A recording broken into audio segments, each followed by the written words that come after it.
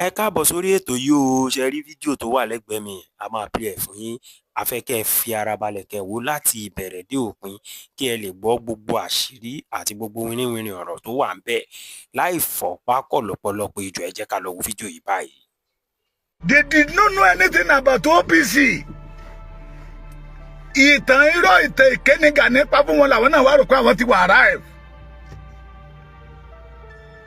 Ikú òjijì ni gbogbo yín máa kú tẹ́ bá fi ilẹ̀ Yorùbá lẹ̀ nínú Sunday Igboho ẹjọ́ ní comment section.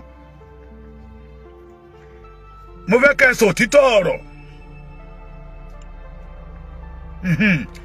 Yes, the OPC reform in Ogun State, Abeokuta are the real OPC. Their leader discover full support for the mo mọ̀ wọ́n tẹ̀ mọ àwọn nígbà tán ṣe meeting ru ẹkùn àwọn reform wà ńbẹ̀ àwọn níwẹ̀rà wà ńbẹ̀ àwọn tí bàbá fẹ́ẹ́ fàṣẹ wà ńbẹ̀ àwọn Yorùbá lẹ̀ Yorùbá jẹ́ question tí mo fẹ́ béèrè kẹ́ bá mi kọ sí comment section nínú Sunday Igboho ọ̀kan lọ́mọ of Yorùbá land ojúlówó ọmọ of Yorùbá land àti ààrẹ Chief Mrs. Gani Adams ta ló fẹ́ balẹ̀ Yorùbá jẹ́ náà méjèèjì ta ló ń domi àlàáfíà ilẹ̀ Yorùbá rú ta ló ń lànà fúnfún lànà láti máa pa wá lọ ta ni ò jẹ́ kí ìran Yorùbá ó ní ìfọ̀kànbalẹ̀ ẹ bá mi kọ́ nínú Gani Adams àti Mrs. Gani Adams àti Sunday olóyè Ìgbòho ta ló fẹ́ dalẹ̀ Yorùbá rú kẹjẹ kájọ mọ̀ àní wọ́n ti jẹ́ tán àṣírí wọn ti tú afẹ́fẹ́ ti fẹ́ àti rí fùrù adìyẹ wọn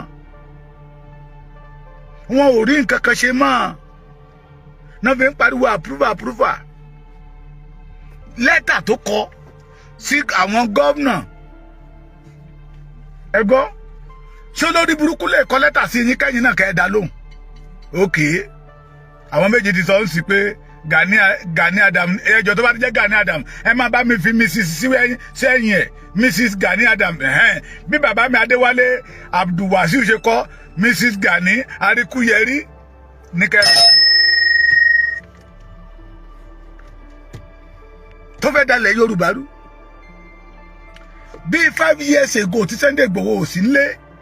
wọn ò rí kankan ṣe wọn ò sọ pé àwọn lè ṣe Sunday Igboho dé wọn ló ṣe drama ni ó ṣe tíátà ni ó ṣe kinní kan ni ó ń ṣe content ni ẹ̀yin náà ti ẹ̀ ṣe kan wọn ò rí kankan ṣe ẹgbọ́n ta ló fẹ́ dalẹ̀ Yorùbá rú ta lọ mọ ọkọ ta lọ mọ àlè ta la tọ̀ ń rìn wá bàbá mi àpèsìn Ọ̀tẹ́dọ́lá máa bá yín jà o kọ orúkọ yẹn dáadáa Mrs. Ààrẹ Gani Adams ọ̀kẹ́ pè ní Mrs. Ààrẹ Ganiyat Adamu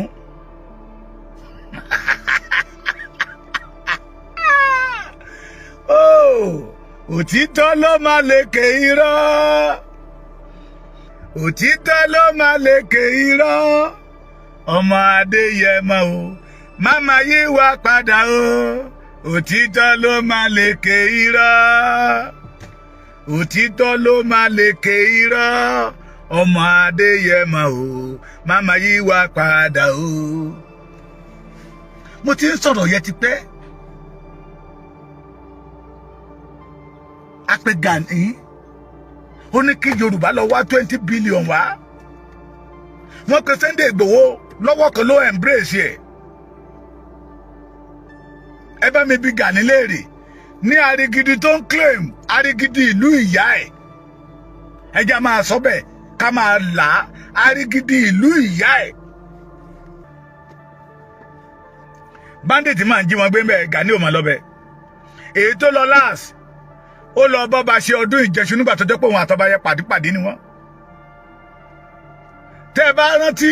nígbà tí TB Joshua wà láyé anytime tó bá ti ṣe Arigidi day bíi pọ̀ ni òun máa kógun lọ́bẹ̀ ìyẹn máa kó ayọ̀ lọ nígbà tó bá rí pé òun dé ìlú TB Joshua làwọn èèyàn mọ̀ embrace torí òun máa kó owó lọ á kó ráìsì lọ á kó oúnjẹ lọ á tún pé àwọn doctors.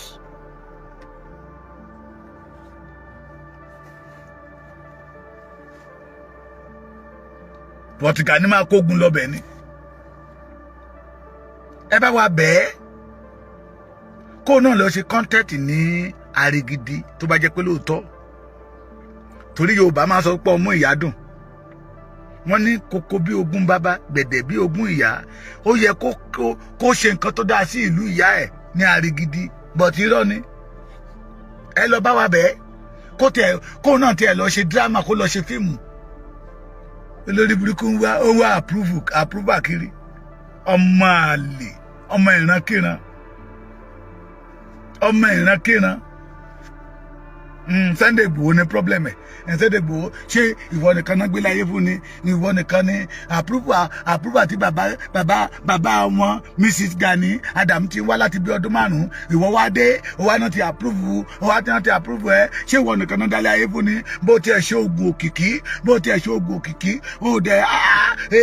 Sunday Igboho ní o Sunday Igboho tí Gani ò bá rí tọ̀tọ̀ Sunday Igboho ní òjò rí tọ̀tọ̀ o tí Gani tó bá sùn tó ní kò ń lajú tójú òòlà Sunday Igboho ní òjò kójú Gani ó là o tó bá ní kó gbọ́wọ́ tí ò rọ́wọ́ gbé Sunday Igboho ní òjò rọ́wọ́ gbé o Gani fẹ́ yàgbẹ́ kò rí gbẹ́yà ẹ bá wa pé Sunday Igboho ní o ó wọnú mọ́tò ẹ̀ ò kíkì mọ́ Sunday Igboho ní ẹ ti ya wèrè ìrònú ìkòkò ló máa pàjá ìrònú Sunday Igboho ló máa pa yín ẹ̀rọ ọmọlọ́mọ ó kàn ń yọ̀ǹgì sí lójoojúmọ́ ni kò rí ti yín rò ìrònú ìkòkò ló máa pàjá bọ̀bọ̀ àfàsínà yẹn burú ó ní mo mọ̀ wọ́n wá ní ọmọ ìrankíran ni ọmọ olórúkọ ńlá ló bí ọmọkùnrin yẹn lọ́wọ́ ó dárúkọ bàbá ẹ̀ àfà ìmáàmù gidi tó lórúkọ lọ́wọ́ tó lórúkọ gidi ọmọ oníbíbí ló fi ka lára ọmọ oníbíbí ni àfàsínà tó sọ̀rọ̀ yẹn pé gáùn náà fi escape aṣọ obìnrin náà fi escape Gani kó lọ́wọ́ ọmọ yẹn oníbíbí ni ọmọ ọkọ tún ni ìlà ọ̀wọ̀ ó ń bẹ lọ́wọ́ ẹ̀ ìlà tá máa wọn ọ̀wọ̀ máa kọ sọ́wọ́ ó ń bẹ ká ẹ lè mọ̀ pé kì í ṣe kó jáde ní fámìlì kan ṣá original authentic ọmọ ọkọ ni ní àfáàsínò tẹlọńtẹtì Mrs. Gani àtàwọn ọmọ ẹ òfò lẹ máa ṣe òfò lómi ẹ̀fọ́ lẹ máa ṣe gbẹ̀yìn àgànnàdì nísìmí lórí ọ̀rọ̀ Sunday Igboho ẹ̀ ní nísìmí àyàfi tí Sunday Igboho bá rí ti yín rò ọmọ ọlọ́mọdé rí ti yín rò ṣáàtì ẹ̀mọ̀ pé èèyàn kan jẹ́ Gani àfìgbà tán kẹ́yìn tó lábẹ́ ẹran fún yẹ̀yẹ́ ẹ máa kékú lórí ọ̀rọ̀ ọmọ Adéyẹmọ ni àwọn àgbààgbà ilẹ̀ Yorùbá mọ̀ all the governor in Yorùbá they can never approve the Gani torí wọ́n mọ̀ pé number 1 ó ní ìgbéraga number 2 ọlọ̀tẹ̀ ni number 2 ọ̀dàlẹ̀ ni number 3 àgbá òfìfo ni kó tí ò ní kankan tó jẹ́ pé ẹnu ó kàn fẹ́ máa fi Yorùbá powó ni àwọn gómìnà yẹn ti mọ̀ that is why ṣe Dr. Dàpọ̀ Abíọ́dún gómìnà Ògùn state ṣé ó pe Sunday Igboho nígbà tí Sunday Igboho lọ́bẹ̀ ó kàn sọ pé ta bá rí èèyàn bíi Sunday Igboho dẹ́ nígbà tó ń wà láyé wọn ò nífẹ̀ẹ́ lómi ìṣeun ó bá gba Ògùn state lọ ṣé kò gboríyìn wá ìwọ nìkan ló fẹ́ máa gboríyìn ìwọ náà ẹ tẹ̀ ṣe títí yín èyí tẹ́ fẹ́ lọ ṣe ní Kwara ń jọ̀wọ́n àná àbùkù kọ́lẹ̀ bábọ̀ ń bẹ̀ olórí orúkọ ọmọ tápà ó ló fẹ́ lọ fọba Yorùbá jẹ ní Kwara state wọ́n nà bí wèrè wà láìtàláì ṣòkòtò ẹ̀ bọ́lọ́nà kò dúró mu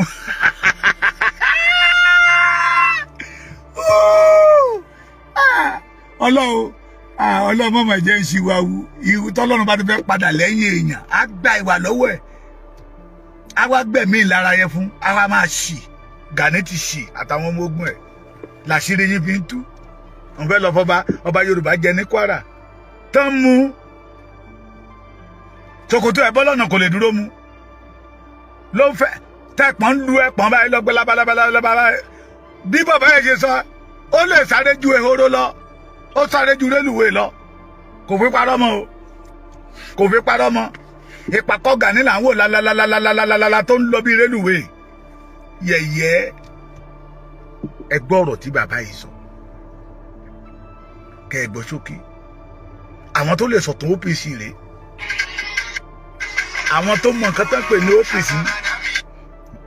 tó mọ tó lè sọ nípa OPC. tí gbogbo wa ní kó máa gbọ́dọ̀ bàjẹ́ ó lọ́wọ́ yín torí kò sí ibòmíràn tí a lè lọ àjò lè dàbí ilé o ẹ jẹ́ ká sowọ́pọ̀ ká fìmọ̀ ṣọ̀kan ó yá gbé kémi gbé ẹ jẹ́ ká jọ gbé kémi gbé ẹ tún bá mi gbé kémi gbé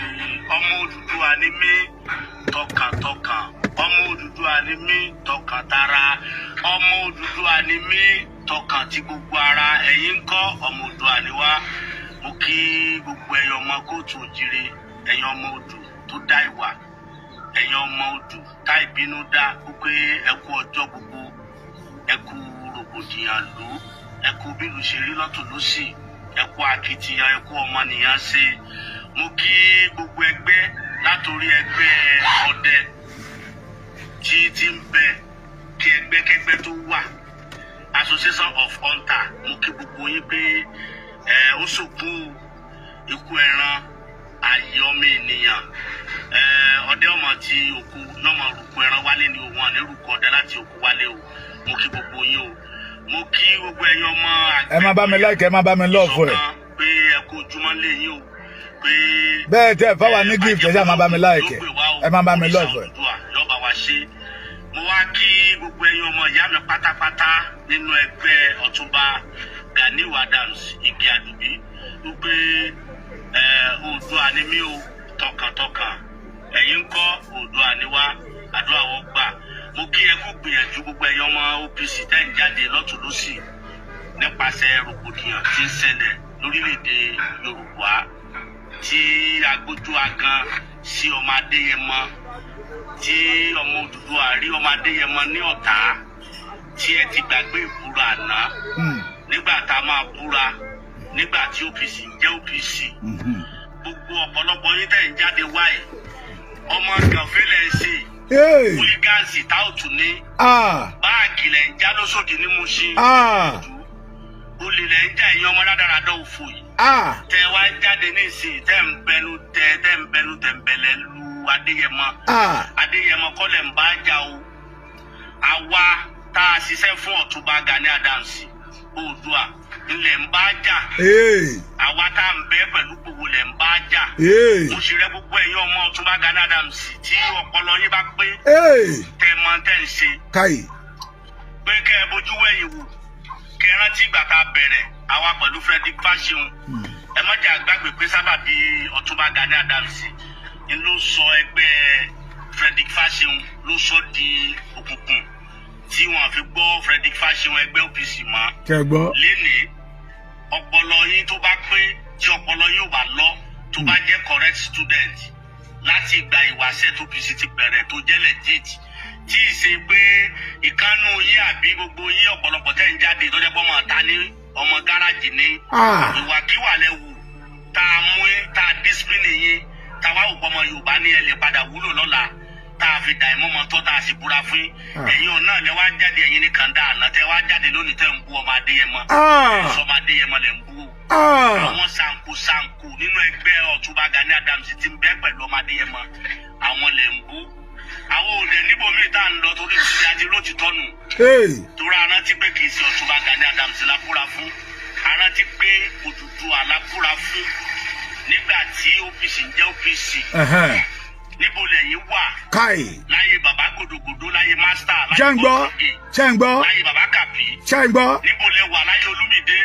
láyé tí wọ́n kú Ọmọ́táyọ̀ Adébísí ní gbogbo Àlímọ́sọ̀ níbo gbogbo ẹ̀yìn wà láyé ẹrù pọ̀ ní fúnlá gọ́ọ̀mẹ̀ntì tí ẹrù pọ̀. a ò ní rí jù báyìí lọ lórí ètò yìí lónìí o. Gbogbo ẹ̀yin tẹ́ ẹ̀ tí subscribe, ẹ like fídíò wa kẹ́ ẹ bá wa share ẹ̀. Títí tá ó fi pàdé lọ́jọ́ òmíì, ó dàbọ̀.